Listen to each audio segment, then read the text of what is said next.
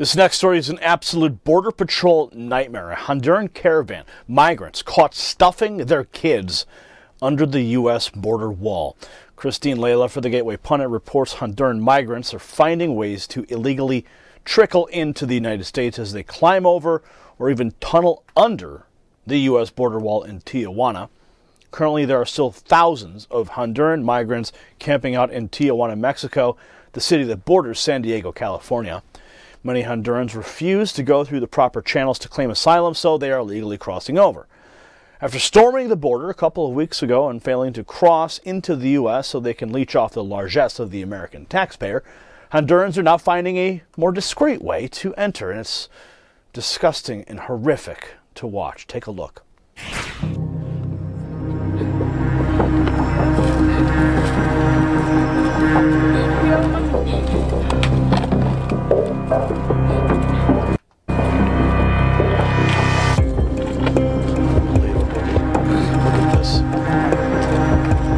Climbing under the wall. A 3-year-old daughter. Stuffing the 3-year-old daughter under the border wall. This is why we need the wall, folks. It needs to go down deep. Por darle una vida mejor a mi hija. En mi país ya no se puede vivir. And it's a media event. Todo sacrificio valdrá la pena. All sacrifices will be worth it, God first. And there she is. They were soon stopped by U.S. Border Patrol officers. Disgusting. Horrific. Absolutely horrific. They state here, according to the Associated Press, Central Americans are sneaking through in the dead of night in areas where the border wall is merely a dilapidated fence. By word of mouth, some have realized they can simply cross into U.S. territory largely uninhabited by Mexican authorities. In twos or threes, occasionally by the dozen, they arrive at the border wall and manage to get over. Often within minutes, border officers quickly arrive to escort them to detention centers and begin their credible fear interviews. Over 2 nights last week, an Associated Press journalist saw more than a dozen migrants taking the risk. A woman wearing a blue beaded rosary waited with her children to see where they could cross. A Salvadorian migrant hid as he dug a hole in the sand under the wall. In the dark of night, the migrants could be seen walking up a hill inside U.S. territory towards agents waiting to detain them. The Central American migrants are relentless, and they must be stopped, especially putting children at risk. They're putting these children at risk, stuffing them under the fence. Unbelievable.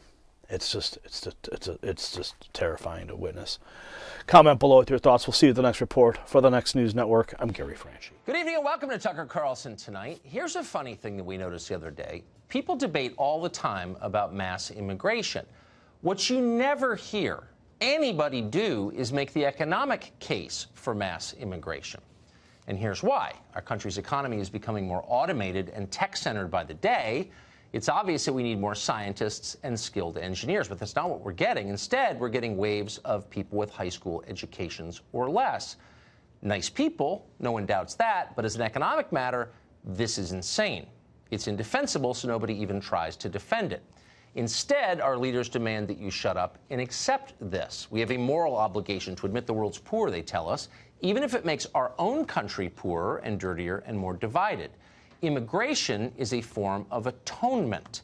Previous leaders of our country committed sins. We must pay for those sins by welcoming an endless chain of migrant caravans. That's the argument they make. If it sounds like something that some dopey sociology professor at Long Beach State thought up half drunk in the 70s, you're right. That's pretty much exactly what it is.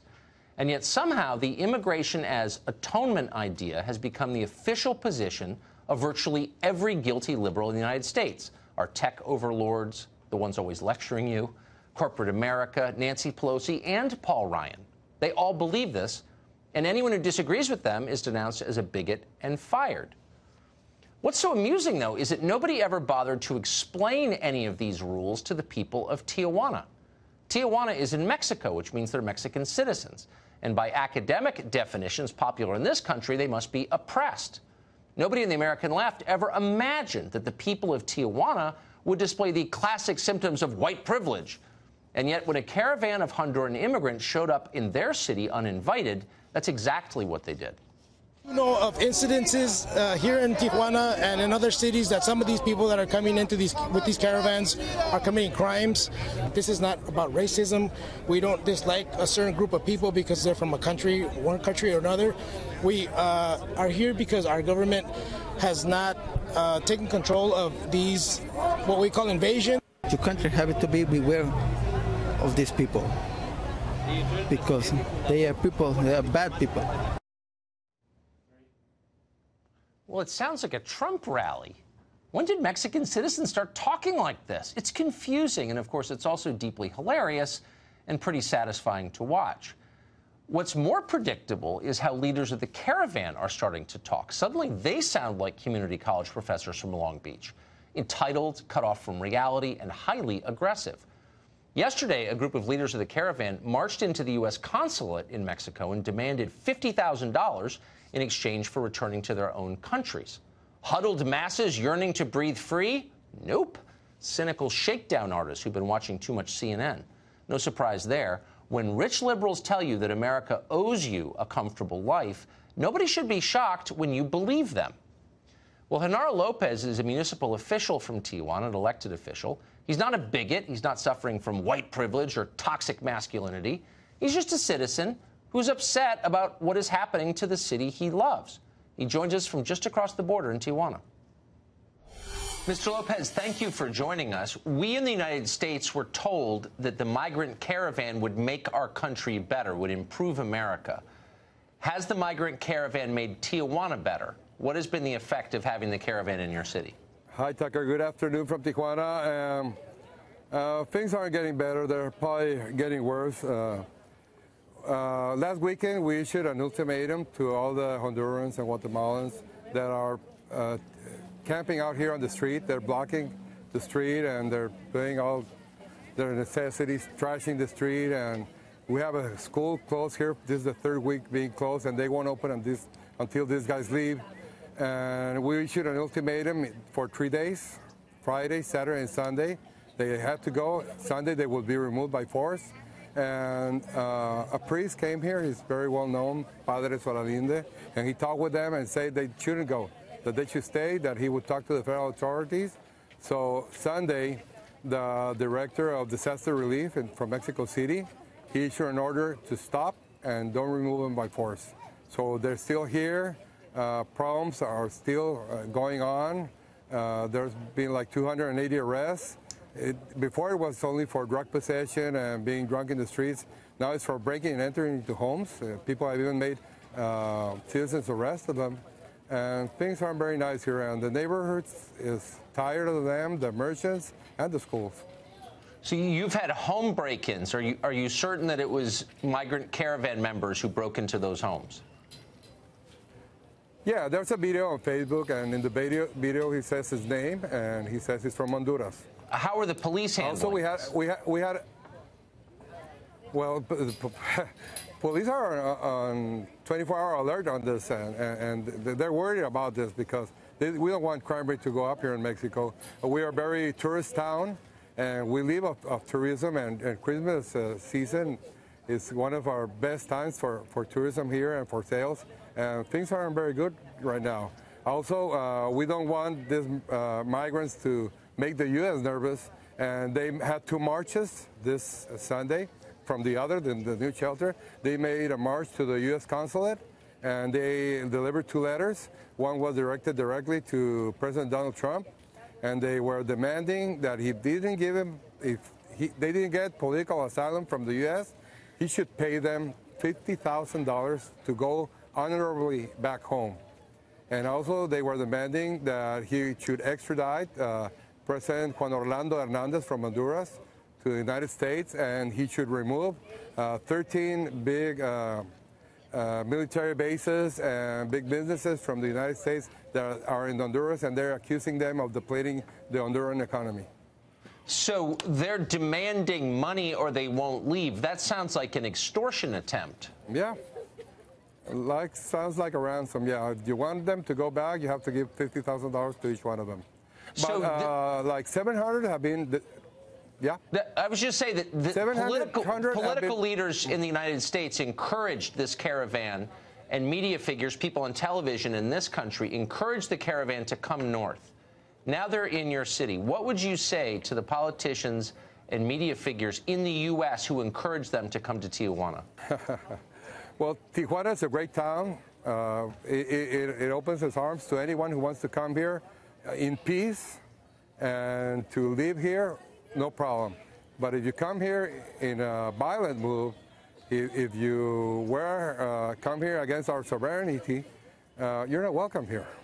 Really, we don't want this problem. We have our own problems, and we're dealing with them. Yeah. We don't want problems from other countries to start invading us here and creating all this havoc that has been happening. Yeah, closed schools, people living in the street, home invasions. I can see why. Our heart goes out to you, Mr. Lopez. Thank you very much for that update tonight. Okay, thank you. Immigration used to be considered a matter of policy, and people debated it on those terms. Now, increasingly, the question is framed in theological terms.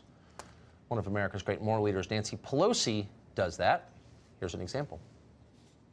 Most of us, speaking for myself, consider the wall immoral, ineffective. He also promised Mexico would pay for it. So even if they did, it's immoral still. This is a Fox News alert. ICE has just released brand new numbers and statistics on the arrests of illegals in the United States so far in calendar year 2018. That's right. This includes a 10% increase in administrative arrests of illegal aliens. The numbers even surprise us. But what about Homeland Security Secretary Kirstjen Nielsen, who submitted them to us after the totals? She joins us right now. Ms. Secretary, thanks so much for joining us. I appreciate it. Good morning. These numbers are pretty staggering. 90%, 9 out of 10 aliens arrested had criminal convictions and pending criminal charges or previously issued final orders?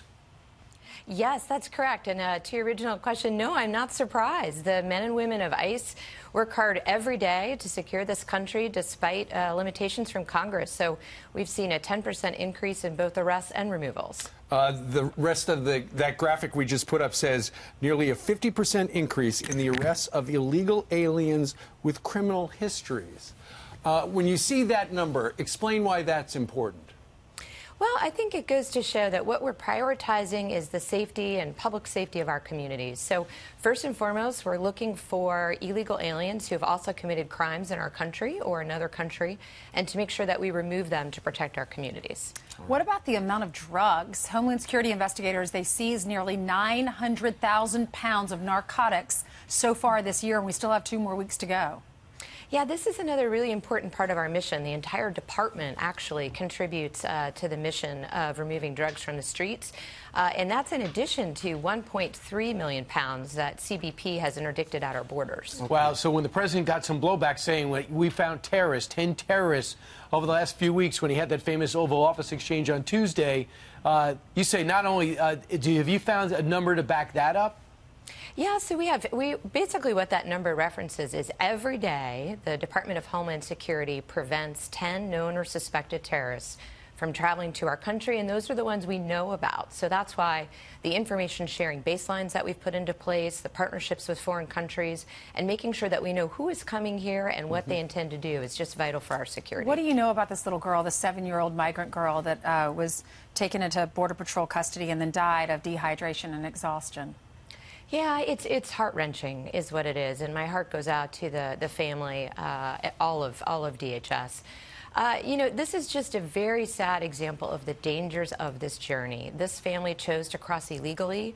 What happened here was they were about 90 miles away from where we could process them. They came in such a large crowd that it took our Border Patrol folks a couple times to get them all. We gave immediate care. We'll continue to look into the situation. But again, I cannot stress how dangerous this journey is when migrants choose to come here illegally. Yeah, I understand she had 105 fever, and you guys got her over to a hospital in El Paso. Were unable to save her life. Madam Secretary, tell us a little bit about the status of the caravan right now. I know a couple of days ago some members delivered a letter to the consulate in Tijuana. They're demanding that you speed up the asylum process. They're also demanding $50,000 in some cases so they can go home. What's the latest on that stuff? I just, you know, as an American, I think that's outrageous. I mean, this is a group, unfortunately, not everybody in the caravan, but these are folks in the caravan who have made political demands. They've asked us to intervene in the government of Honduras. They've demanded that Americans pay them $50,000 each, and they've demanded that we change the way in which we do immigration and protect our border. These are not migrants who are seeking asylum. Well, Republicans are digging in because Democrats are saying we're not going to give you the money. We saw that meeting with Nancy Pelosi and Chuck Schumer in the Oval Office. President says he wants $5 billion. What's the status of this? What do you think will happen? You know, the status is just, this is just a terrible example of politics at its worst. Democrats have voted for the wall before. In fact, they appropriated money for the wall just last year. Nothing has changed. In fact, the numbers have gone up. The security risks have gone up. We stopped thousands of special interest aliens at the border last year, thousands of criminals. We know there's criminals in this flow. The need for the wall has never been clear. Walls work. And yet Democrats are saying they will not fund the wall. Well, where would you especially need it? Because I understand 42% of the illegals come through a certain sector. And would you be able to maybe outline exactly what you need and where you need it? Sure, we've done that. So we have a full border security investment plan that we've provided to Congress. It walks through every priority area. We're looking to fund the first 17 first, but you're exactly right. We know where those smuggler routes are. And that, first and foremost, is where we need that combination of wall, infrastructure, and personnel. And if we had that, would that reduce those numbers you released to us just moments ago? Absolutely. I mean, we've seen walls work. That's the facts. We've seen that in Yuma. We've seen that in San Diego, El Paso, Nogales. Where we have wall, that illegal flow has dropped somewhere between 90 to 95%. That is substantial. Is there a way you could do the job if you don't get the funding for the wall? Because I know we saw Tijuana, that port of entry, you were shutting it down. You had all those troops down there at the border trying to prevent people from coming over. You put the barbed wire, on the fence. Is there a way that you can do it if you don't get the funding for the wall? What I will tell you is this president has made it clear that he will secure this country. So everything is on the table. We will continue to use everything at our disposal to protect the American people and ensure a safe and orderly process. So I think we'll continue to do everything we can, but I do hope Congress does their job and funds a major security need. Secretary Nielsen, the president said he really likes you. He talks about how smart you are, but he'd like to see you tougher. Have you talked to him about that? And what is your status now for the next 2 years? Yeah, so we talk almost every day. We are aligned on the need for border security, the need to ensure this safe and orderly flow. It's my privilege to work on behalf of the American people, and I'll continue to do it and make sure that DHS has the support, tools, and resources they need to do this job. Right. The president made it clear in that Oval Office meeting that shutting down the government would be worth it to get the wall. Do you feel the same way? I think the president is being a leader on this. He is drawing a line, and he is saying we're either going to have security or we're not. It's our sovereign responsibility to do so. He takes it very seriously. He's asking Congress to do their job. All right. Well, it's a real pleasure having you here on Fox and Friends this morning, releasing that exclusive data. Now everybody's got it. Kristen Nielsen, Secretary of the Department of Homeland Security, thank you very much. Thank you so much. My pleasure. Thank you. Minerva Carcano is a bishop in the United Methodist Church. She travels to the border to protest the plight of the migrants there, and she joins us tonight. Bishop, thank you very much for coming on. Thank you. So I don't know if you saw the interview we just did with Mr. Lopez as an elected municipal leader in Tijuana. But he described a scene, and we had pictures of it, where hundreds, thousands of migrants are living in the open air. And the city of Tijuana is being very disrupted by this. Schools have closed. Many arrests have been made for some, in cases, serious crimes. He said that recently religious leaders came to the migrant encampment and encouraged the migrants to stay living in tents in the middle of Tijuana. And I wonder what you make of that as a religious leader yourself. I'm aware of the fact that religious leaders, among them Methodists from the Methodist Church of Mexico, have been compassionately feeding these migrants. I've seen these migrants. I know their plight. They are migrants who have left their homes, not because they wanted to leave their homes, but because they face poverty and great violence. And so they've migrated. They have a right to migrate. They have a right to asylum at the border, to receive due process for asylum. These are people who need humanity to extend compassion to them and love and care. It may discomfort some, but this is a moment in which we can show the best of humanity. I'm not aware of what was just described. You showed pictures. I was not able to see them. Okay, but I am aware of the plight of the migrants. Right, and so are we. And I think that our heart goes out to anybody who walks a great distance to get a better life. And I've always assumed that most migrants are decent people. But there's a huge cost, not to the Methodist Church, but to the taxpayers of Tijuana and the United States, to every person who comes here in poverty with low skills. Some estimates suggest the cost is hundreds of thousands per immigrant over a lifetime. The Methodist Church is not paying that bill. U.S. taxpayers are. So I wonder if that's a factor in your consideration. Shouldn't you be paying for the people that you encourage to come here? Why aren't you? Migrants aren't costing this country in the way that you describe. These migrants who come to this country are contributing to our society, actually are contributing to the economic base. Many of them are paying into our Social Security. They don't benefit from that Social Security money that they're contributing. Many of them are working 2 and 3 jobs. I've lived and served in Texas and all across the Southwest and the West, and these folks contribute more, much more than they receive from our country, from our state, and from our communities. But hold on. And as a mathematical question, that's not true. And I think there's a great moral contribution of poor immigrants. I'm not attacking them personally. I hold no animus toward them. But a lot of study has been done on this, and people who come to this country with less than a high school education take more services by a huge margin than they pay into the system. Now, you don't pay any taxes in your church because you have a tax exemption. The rest of us work for companies that do pay taxes. We pay taxes, so we're supporting the policies that you're encouraging. And I wonder why it's virtuous of you to do that. If you are encouraging people to come here, why don't you have an obligation to provide them education, housing, food, medical care? But you offload that onto taxpayers. And I wonder why that's a Christian thing to do. Every single United Methodist pays taxes in the United States. And so this is kind of does not. You have a tax way exemption. to skew the conversation. Every single United Methodist member of our churches pays taxes. These are people who pay into our system, and they contribute to the economic viability of our country. I live and serve in the state of California. The economic agricultural base of California would just diminish, if not be totally undermined, if it weren't for these migrants who are coming but hold on, and assuming jobs, since you're a person of God, that people in this country won't take on because they feel it's beneath them and beneath their efforts. Okay, so you're on the side of employers who want to pay third world wages to their workers. That's where you are in this question. But I want to ask you a theological question because you're not an economist. Of course you are. You're on the side who are willing to pay less to these big persons. Agricultural companies that want to hire people for less. The economic studies I'm reading are different from the ones that you are quoting. But let me ask you a theological question, because that is your area of expertise. If I force you to put money in the collection plate in my name, which is what you're doing with U.S. taxpayers, do I get the credit from God for donating to the church? In other words, why don't you, as a church, make certain that every person you encourage to come here is fed and housed and educated and healed at your expense?